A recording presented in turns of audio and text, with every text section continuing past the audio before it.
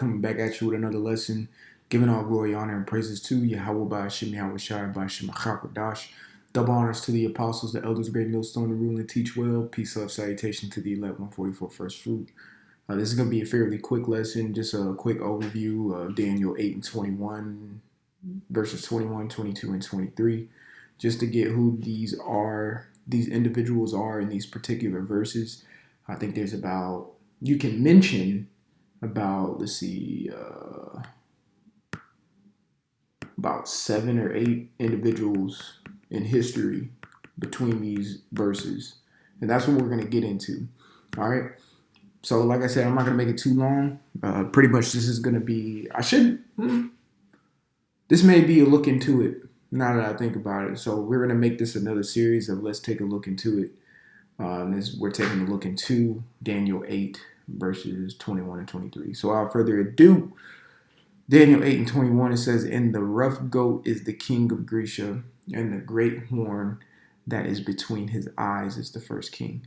All right, so the reason I say we can mention almost like 7 is because you can mention 2 individuals within this first verse, but mainly it's just speaking about one. So if you're ever breaking it down, just say one of the individuals. So it says, "And the rough goat is the king of Grecia, and the great horn that is between his eyes is the first king." So this is speaking about the Greeks, of course. They're going to come about. So Daniel was prophesying this. So the first king would be Alexander. So this is speaking about Alexander the Great in Daniel 8:21. And it says the first king. So we're going to, of course, go to First Maccabee real quick. First Maccabees chapter 1 and 1. It says, "And it happened after Alexander, son of Philip, the Macedonian, who came out of the land of Chittim, had smitten Darius, king of the Persians and the Medes, that he reigned in his stead the first over Greece." So it goes hand in hand on what it's saying in Daniel 8:21, the first king. So this is speaking about Alexander the Great. Now, the reason I say you can mention 2 people in here is pretty much what we mentioned here, what we read here in First Maccabees 1 and 1. You can mention King Philip, all right? It says the rough goat is the king of Grecia. Well, who else was the king of the Greeks too? King Philip II. Who's King Philip II? Of course, reading Maccabees chapter 1 and 1, that's Alexander's father, all right? So when it says son of Philip, that's King Philip II of Macedonian, all right? King Philip II of Macedonian, all right? So just remember that whenever you're reading First Maccabee 1 and 1, this is Philip II. Now, Philip II, he did have a son, I think Philip III, if I'm not mistaken. I think that was his first son. Alexander was not his first son, but he got the birthright. You know, that's just how the Lord wanted things set up, because Alexander was the right individual to do what he did in that 12-year span of what he did. All right, he just ran through the Persians and the Medes. Now, when you keep reading in this verse right here, First Maccabees 1, Darius, king of the Persians and the Medes. And when you look up this Darius, which is a title, but when you look up this Darius, is Darius the third. So you got to understand that too. You got to do some digging in there. It's really easy. You just got a simple Google search to see who Alexander went up against against the Persians and the Medes. That was Darius the third. All right. It gives you a time frame. And 1 second.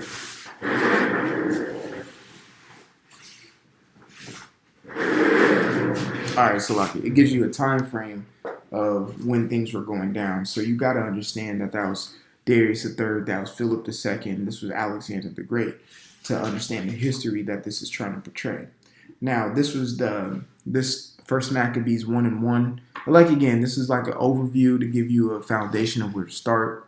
And you can pause the video to write the notes. But this First Maccabees 1 and 1, this was during the Second Persian War, which took place in 336 BC. So this was during that time. All right. So this is First Maccabees 1 and 1 is the change of power. This is because after the Persians and Medes came the Greeks, then came the Romans. So this was the start of the change of powers when you read the scripture. Okay. Just like when you go to 2 Chronicles, the 35th, 36th chapter, you see changes of powers there in between those. All right. You're going from the Assyrian Egyptians to the Babylonians then to the Persians and Medes at the latter end of Second Chronicles 36, which I think the Persians and Medes took down the Chaldeans. Let me go to the script. I'm in my physical Bible right now. In Second Chronicles. So I can bear with me. Because you know, Second Chronicles 35 is Josiah, so on and so forth. So the Persians took rule in 539 BC. 539 BC. You know, and the proclamation of Cyrus came about in 559 BC. The proclamation of King Cyrus of the Persian and Medes was when he allowed pretty much allowed the Israelites to go ahead and rebuild the temple and things of that nature. All right, so now we understand that Daniel 8 and 21 is Alexander the Great and the Greeks. All right, so let's continue. It says, verse 22, it says, now that, and in between these two verses is some pivotal information in history that you got to learn as well, which you can fill in the blanks by reading 1 Maccabees 1, the first chapter, and we understand what Alexander the Great did in his short reign. It says, now that being broken, verse 22, now that being broken, whereas four stood up for it, 4 kings shall stand up out of the nation, but not in his power. Okay, so what this is saying, it says now that being broken, so pretty much the now that being broken, you can liken that to Alexander the Great, which is that horn being broken. He passed away. So kingdom's up for grabs, you could say. It says, whereas 4 stood up for it. Stood up for it. Yeah, stood up for the kingdom. So there's 4 generals that stood up for it. And these are generals under Alexander the Great. It says 4 kingdoms, right? 4 kingdoms shall stand up out of the nation. Exactly. Out of what nation? The Greeks. Okay, so 4 kingdoms spurred or sprouted after the horn went down, which was Alexander when he died. And it says, whereas they stood up for it and, you know, trying to establish himself as to be the number one ruler, because this is what we're going to kind of go into, which I may do a lesson on Daniel chapter 11 verses like 11 through 13, because that's going into the 4th and 5th Syrian war. So I'm gonna leave that to another lesson a later day, but it will kind of explain what's going on here. It says, whereas 4 stood up for it. If someone's standing up for something, that means they're, they're standing up for it, I guess. But it really means like look, this is mine. You see what I'm saying? They're taking accountability for it. Like this is my kingdom. But 4 of them were standing up. Henceforth, there's going to be some headbutting. Henceforth, why there's 6 Syrian wars, and you can read about the 6th Syrian war in 1 Maccabees. All right. It says 4 kingdoms shall stand up out of the nation, but not in his power, right? They're not going to be as powerful as Alexander the Great was. Okay, so with that being said, what are these 4 that stood up? Simple. I already got it. Google search for easy. 4 generals of Alexander the Great, Cassander, Ptolemy. It says Antigonus, and then it says Seleucus. But the reason why I emphasize Antigonus, because really Lysimachus, if I'm saying that right, Lysimachus is the 4th general, is one of the 4 generals of Alexander. So it's him, Cassander, Ptolemy, and Seleucus, all right, or where you get the Seleucid Empire, which we have right here. These are the areas which they took over. As you can see on this screen, it has Lysimachus on here, okay, not Antigonus. All right, so it's Cassander, Lysimachus, Seleucus, and Ptolemy. All right, those are the 4 kings that stood up. All right, you see the 4 stood up, 4 kingdoms, and now you see the 4 kingdoms right here. All right, so whenever you read Daniel 8 in here, when it says the king of the north and the king of the south That's speaking about the Seleucid Empire, the Kingdom of the North, and the South, the Ptolemaic Empire. When you go into the Syrian wars, really these two, the Macedonian rulership and the Asia Minor rulership, really didn't have that much of play in it, you know, because really the Seleucid Empire took them over. You know, they got taken over pretty quickly. But they are mentioned. All right. So we now know verses 8 and 21 is Alexander the Great. You can apply, I'm not saying it's the breakdown, but you can apply King Philip II in it because he was a king of Grecia and he was the father of Alexander. You cannot overlook that. And he's mentioned in First Maccabees 1:1. So you cannot overlook King Philip II. He plays a part. And then verse 22 is the four generals, Ptolemy, Seleucus, Lysimachus, and Cassander. All right. So going down, and we got verse 23. So now we're going to skip a little ahead in time. It says, in the latter time of their kingdom, the latter time. All right. It says, when the transgressors are come to the full, a fierce king, a king of fierce countenance and understanding dark sentences shall stand up. Now, who is this? This is part of the Seleucid Empire, which would be who we read about in First Maccabees. So it would be Epiphanes the Fourth, Antiochus Epiphanes the Fourth. So this is First Maccabees 1:10. It says, and there came out of them a wicked root. I'll read verse 4 again. Verse 9. It says, and after his death they all put crowns upon themselves. So did their sons after them many years, and evils were multiplied on the earth. Those are the four generals of what it was speaking about. And it says, and there came out of them a wicked root, Antiochus or Antiochus, surname Epiphanes, which was the fourth, son of Antiochus the king, or Antiochus the king, which this is Antiochus the third. Okay, this is Antiochus the third, which you have to understand and know about. Okay, which you have to understand and know about. It says, who had been in hostage at Rome, and he reigned in 130th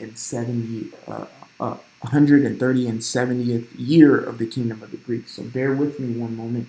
I'm gonna go get one of my books real quick. 1 second.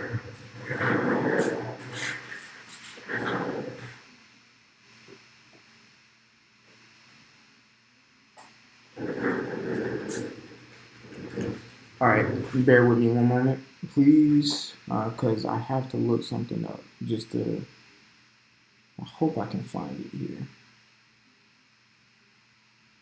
I really do. 1 second. Bear with me, because this is good information. Maybe let's see. Bear with me.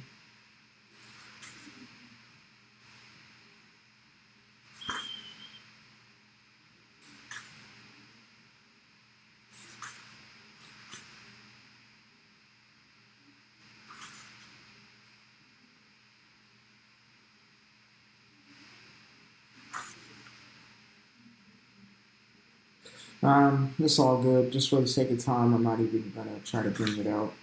But let me see if I can. I probably can. I was seeing if I can put a video on it myself so I can show you the book that I'm reading. But it's by Philip. Matter of fact, I'll just do like a 2-minute lesson to recommend this book. It's pretty much the Roman Empire Beginner's Guide. And it has some real good information in here of the inception of the Roman Empire. And I think while reading in this book, it mentions how Antiochus III was held captive by the Romans, because I think, just loosely paraphrasing what happened, is the Romans pretty much warned Antiochus III not to come in their area, but he kind of did anyway. And Rome was an up-and-coming power that was minding its business at the time. You know, they're just minding its business, waiting for the right time to strike, pretty much. And Antiochus still, poked at the hornet's nest and got stung. So just loosely paraphrasing what really went on, why he had become hostage at Rome. The Romans took him because they tried him. He tried him and he failed. and he left them alone after that. This is why when you read the first Maccabees, and also why when you read Daniel, the 8th chapter, it talks about in the latter time of the kingdom, meaning this was like during their last breaths. Epiphanes the fourth was like the last kingdom, because this was also the last Syrian war, the sixth Syrian war. And really, that's when they started the downfall and Rome started to come up. Of course, when you go into the later in First Maccabees, Second Maccabees, we start seeing Rome come into play, and then that's when you hit the book of Matthew. See? All right. So let's go back. So pretty much this, verse 23, is Antiochus the fourth. All right. So like I said, I was going to make that a quick lesson. Let's just recap. Daniel 8:21, and the rough goat is the king of Grecia, and the great horn that is between his eyes is the first king. That's Alexander the Great. In parentheses, you can mention King Philip II, but really in a whole, that's Alexander. Verse 22, now that being broken, whereas four stood up for it, four kingdoms shall stand up out of the nation, but not in his power. So that's speaking about the four generals and the four kingdoms that we saw right here on this chart: Cassandra, Laius, Magus, Seleucid, and Ptolemy. And those are the four areas of where they ruled. All right, so going back, verse 23, it says in the latter time of the kingdom, when the transgressors are come to the full, a king of fierce countenance and understanding dark sentences shall stand up. Exactly. And that is speaking about Antiochus the fourth, sure name Epiphanes, when you read about it in verse 10 of 1 Maccabees 1. All right. So, Lord willing, this was edifying and gives you a jump start of where to go and what history you should be looking up, so you can understand and get a better understanding of this, so you can visualize what was going on between Daniel 8 and 21 to verse 23 better. All right, so Lord willing, again, edifying, we give all glory, honor, and praises to Yahweh by Hashem, Yahweh Shai, by Shemachakadash. Double honors to the apostles and elders, great millstone, the willing to teach well. Peace, love, salutation to the elect 144 first fruit. It's Brother Kachpal. Until the next time, we'll say shalom. And like always, repent, for Yahweh Shai is coming back sooner than what me and you believe. Shalom.